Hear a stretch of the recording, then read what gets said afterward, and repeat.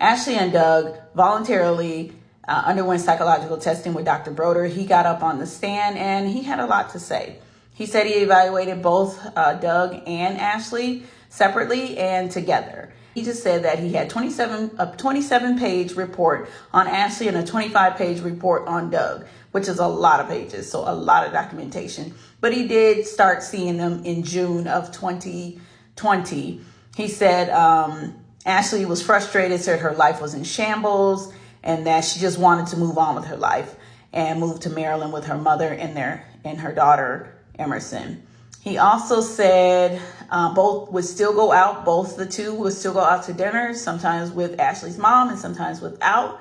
They also went to movies together. So they still were getting along at this point, June of 2020. He also said the birth certificate. The birth certificate came up. Ashley gave her daughter her maiden last name. And she did not put Doug on the birth certificate. So that complicated things between the two, which I thought was interesting. She did not want Doug a part of this child's life for some reason. And it all bottles down to she's claiming self-defense because she's been in a domestic violence situation. It's really unclear to me because they won't allow a lot of this in court to be played out. But the questions that came through, Ashley never stated any physical harm by Doug, no concerns for her personal safety. She just said she wanted to follow along with everything just to please Doug and so that Doug didn't get upset, which I thought was troubling to hear, especially if he is attacking her or harming her or the child. So it kind of alluded to that he was harming the child and harming her, but there was never any reports made to her pediatrician or to the psychologist, or nothing was documented as far as pictures to show. By the time somebody evaluated her, the bruising and things were gone. He also said that when Ashley talked to him, it was more like Doug wanted Ashley more than the child, which is sad, very sad. It's very complicated. I still don't understand why he wanted her so much and was so obsessed. That's what it sounds like to me. I don't know. Was he obsessed? I don't know. Here is the other, this is Dr. Quintel. He is the mental health counselor. He saw both Doug and Ashley together and separately. He said he spent a total of 4.5 hours with Doug over their time, and then 10.5 hours total with Ashley. He said he was there as a trauma resolution treatment. The goal was to reunify and move to Maryland.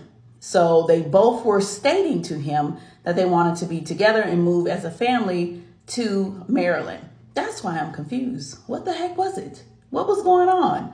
So he said Ashley was more descriptive when she was alone with him. She said that they also had challenges in their marriage.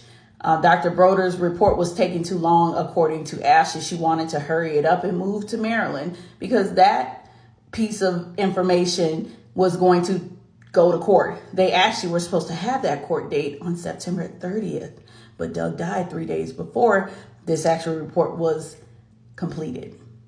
So that's why prosecution is saying that they believe she killed Doug because this report was coming from Dr. Broder. And this is Dr. Quintel. He was just the mental health counselor to assist him. And then she said she was afraid if things were negative on that report, that Doug would be upset and then it would bring problems to her.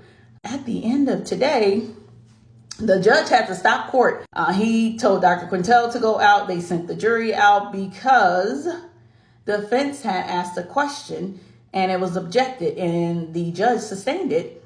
But yet the doctor laughed and said something. I can't remember exactly what he said, but the defense agreed with him and was like, yeah, he was inappropriate. He was inappropriate because the judge, from what I understood, felt like the defense didn't like the rulings he's made. And so he kind of grilled him about it and told him that was inappropriate. Don't let it happen again. So that concludes day 2 of the Ashley Benefield trial. I'll see you tomorrow.